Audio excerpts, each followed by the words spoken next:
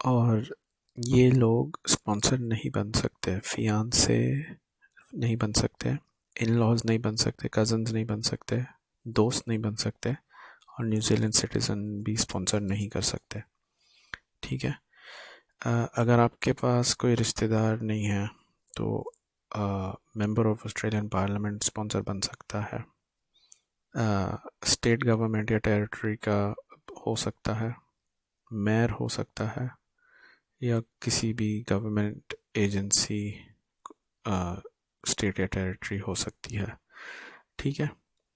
अ, ये है कि अनलेस आपके पास कोई रीज़न हो तो ज़्यादातर एक अ, एक ही स्पॉन्सरशिप हो सकती है एक टाइम पे। जैसे आपके कोई फैमिली में से भाई या बहन आई तो भाई और उसकी फैमिली को स्पॉन्सर किया, वो चले गए, उसके बाद आप अपनी बहन को स्पॉन्सर कर सकते हैं या पेरेंट्स को स्पॉन्सर कर सकते हैं, one at a time, one family unit at a time basically.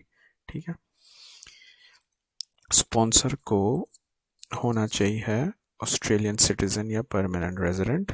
ठीक है। और सेटल्ड एटलीस्ट 2 साल तक।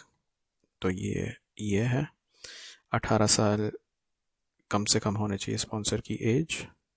स्पॉन्सर के पास पैसे होने चाहिए हैं अगर बॉन्ड के लिए पूछा मांगा तो ज़्यादातर हाई रिस्क केसेस में बॉन्ड मांग सकते हैं। और बॉन्ड हो सकता है एवरेज में ज़्यादातर 5 से 15 हज़ार ऑस्ट्रेलियन डॉलर होता है, मगर 50,000 का भी मैंने सुना हुआ है कि 50,000 का भी बॉन्ड ये लोग मांग सकते हैं अगर बहुत हाई रिस्क केस हो। बॉन्ड जब तक बॉन्ड अगर पूछा और जब तक पे नहीं किया तो वीज़ा एप्लीकेशन ज़्यादा फॉरवर्ड नहीं, होल्ड पे ही रहेगी जब तक बॉन्ड नहीं पे किया। ठीक है। और बॉन्ड तभी वापस से मिलेगा जब आपका विजिटर, रिश्तेदार, अपनी वीज़ा कंडीशन से कंप्लाई करता है और वक्त पे वीज़ा एक्सपायर होने से पहले ऑस्ट्रेलिया छोड़ के वापस से चला जाता है। ठीक है।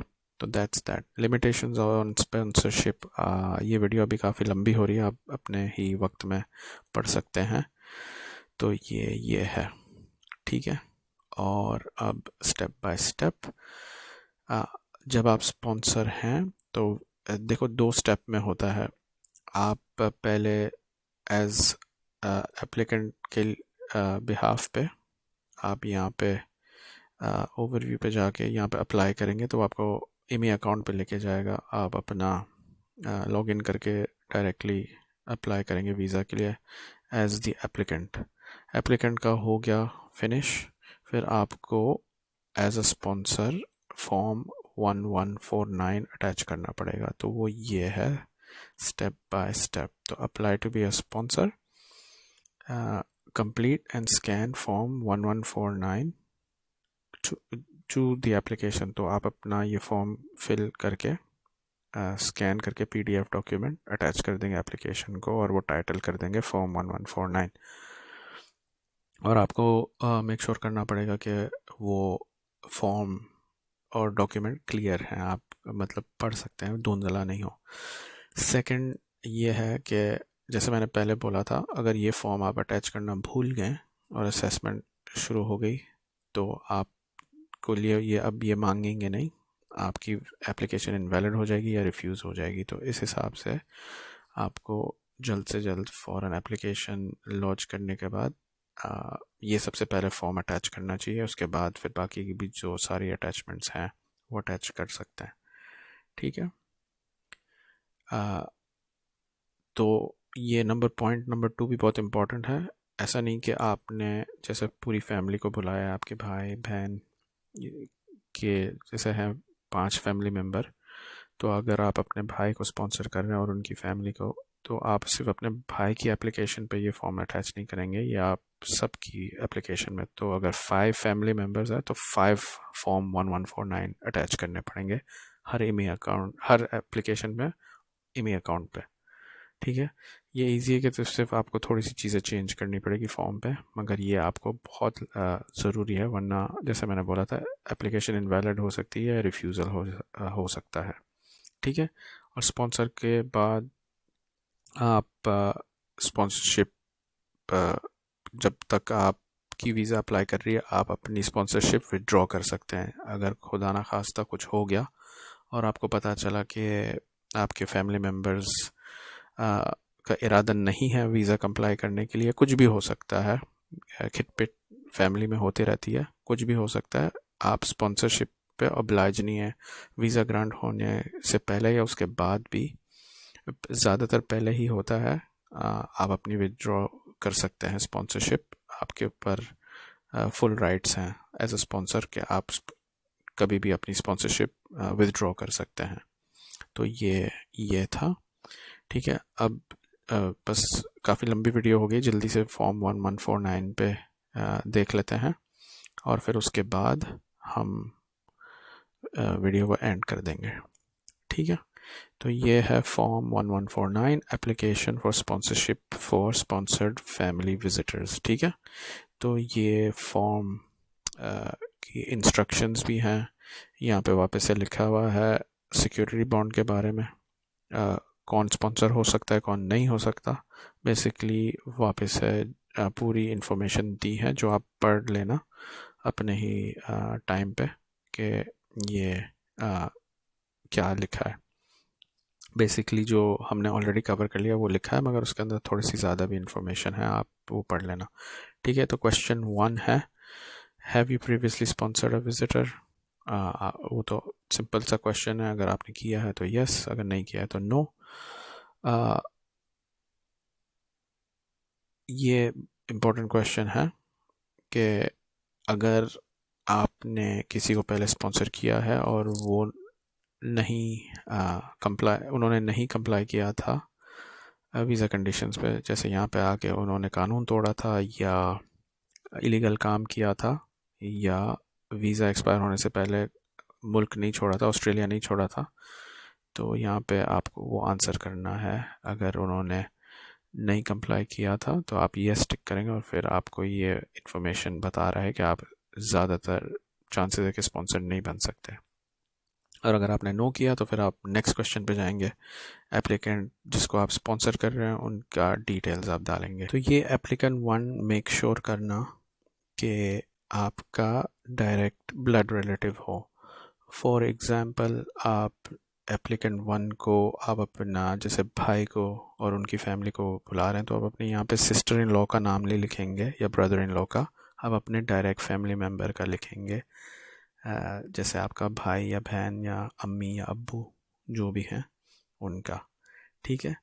उसके बाद उनकी सारी डिटेल्स हैं, date of birth, surname, family name, passport number, और आप ये बाकी की चीज़ें पढ़ सकते हैं।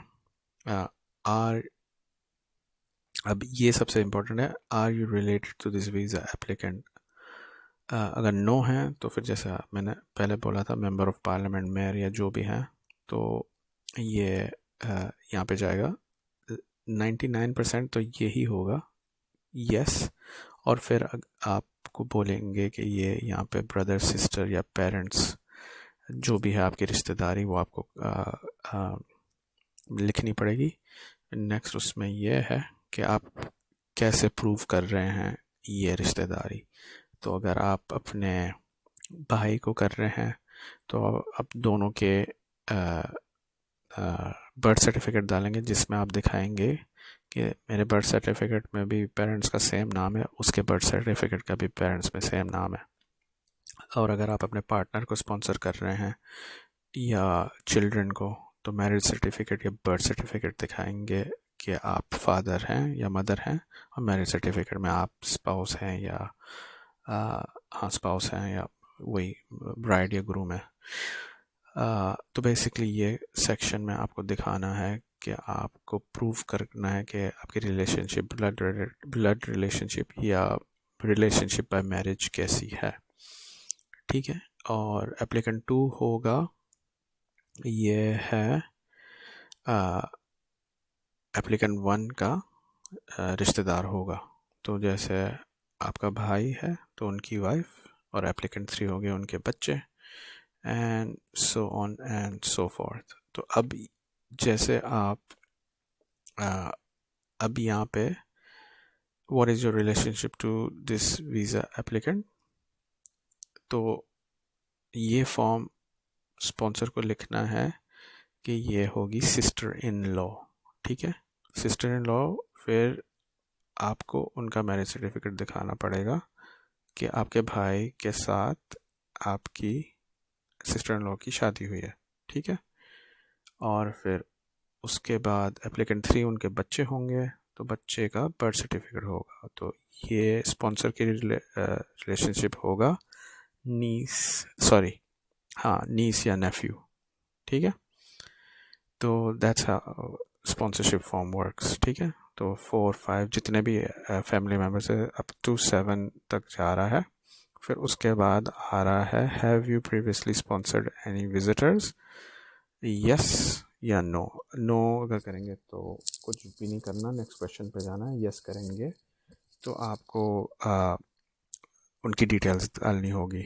तो 1 2 3 4 अप टू 4 डाल सकते हैं, और अगर आपने उससे ज़्यादा किए हैं तो यहाँ पे लिखा है आप एक्स्ट्रा पेपर अटैच कर सकते हैं और एक्सप्लेन कर सकते हैं। उसके बाद स्पॉन्सर की डिटेल्स मांग रहे हैं, ये यहाँ पे जाएगी। आपका स्पॉन्सर का एड्रेस ऑस्ट्रेलिया में, एड्रेस और फॉर कॉरस्पॉन्डेंस अगर डिफरेंट है, आप स्पॉन्सर का टेलीफोन नंबर, आपको भी कॉल आ सकता है कि अगर उनको कुछ और एक्स्ट्रा क्वेश्चंस पूछने हो।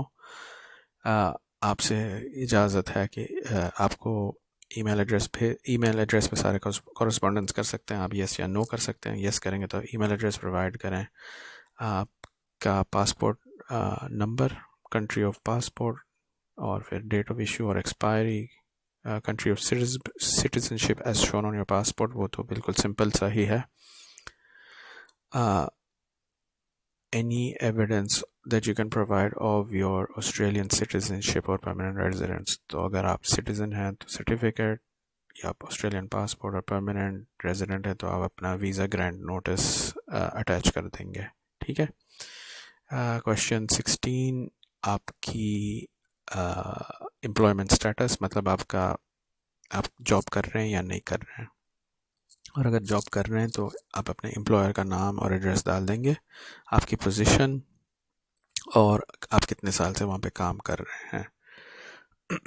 तो इसमें आपको दिखा सकते हैं कि मैं जिसको भी स्पॉन्सर कर रहा हूँ उनको सपोर्ट कर सकता हूँ। उसके बाद अगर आप सेल्फ एम्प्लॉयड है, खुद अपना बिजनेस चला रहे हैं, तो आप अपना यहाँ पे इंफॉर्मेशन डाल देंगे, ठीक है। अगर आप रिटायर्ड हैं तो आप यहाँ पे डिटेल्स डाल देंगे। अगर आप स्टूडेंट हैं, आप अपने स्टूडेंट का कोर्स का नाम और इंस्टीट्यूशन का डाल देंगे। ज़्यादातर अगर आप स्टूडेंट हैं तो आपको फिर ये दिखाना पड़ेगा कि एप्लीकेंट के पास खुद पैसा है और मैं उनको सिर्फ स्पॉन्सर कर रहा हूँ बेसिकली। और कोई और अगर आपकी सिचुएशन है अनएम्प्लॉयड, या अगर आप बेसिकली आपके पास रेंटल इनकम से आ रही है पैसे, या जो भी हैं वो आप यहाँ पे डाल देंगे, ठीक है। और अगर अनएम्प्लॉयड है तो फिर आपको ये लिखना पड़ेगा कि आप क्यों अनएम्प्लॉयड है और आपने लास्ट एम्प्लॉयमेंट कब होल्ड की थी। क्वेश्चन 17 पे है कि अगर आपने किसी से असिस्टेंस लिया है, अगर लिया है तो आप डाल देंगे, अगर नहीं लिया है तो क्वेश्चन 20 पे चले जाएंगे। अगर लिया है तो आप डाल सकते हैं अगर वो एजेंट हो, या अगर किसी से हेल्प ली है और उनको आपने पैसे दिए हैं। क्वेश्चन 20, आपको किसको भेजनी है, डिपार्टमेंट किसको भेजें, ये सारा इंफॉर्मेशन आपके बिहाफ पे। ज़्यादातर आप अपने आप को ही लिखेंगे अगर आपने किसी से मदद की है। अगर आपकी इंग्लिश इतनी अच्छी नहीं है तो आप इसको टिक करके फिर आपको ये फॉर्म अटैच करना पड़ेगा, और सारे इंफॉर्मेशन फिर डिपार्टमेंट उनको भेजेगी आपके बिहाफ पे। अगर आपके पास एजेंट है या लॉयर है तो आप ये टिक करेंगे, और फिर उनको भी एक अलग फॉर्म 956 अटैच करना पड़ेगा, और फिर एजेंट पे चली जाएगी सारी डिटेल। आखिर में ये वार्निंग है कि अगर आपने कुछ झूठ बोला तो सीरियस ऑफेंस है, आपको आप ट्रबल में आ सकते हैं। आप ये सारे एक्सेप्ट करेंगे रिस्पॉन्सिबिलिटी, और आप ये भी अंडरस्टैंड कर लेंगे कि अगर वीज़ा ग्रांट हुई तो उस वीज़ा पे ये कंडीशंस होंगी कि कोई वर्क नहीं कर सकता, ज़्यादा रुक नहीं सकता, वीज़ा को एक्सटेंड नहीं हो सकती, और 3 महीने से ज़्यादा स्टडी या ट्रेनिंग नहीं हो सकती।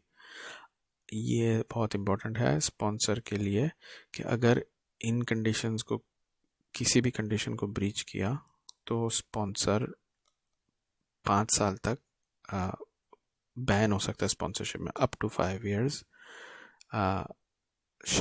स्पॉन्सरशिप के लिए बैन हो सकता है। तो ये दिमाग में रखना पड़ेगा, और ये बाकी सारे एक्स्ट्रा एक्सप्लेनेशन हैं।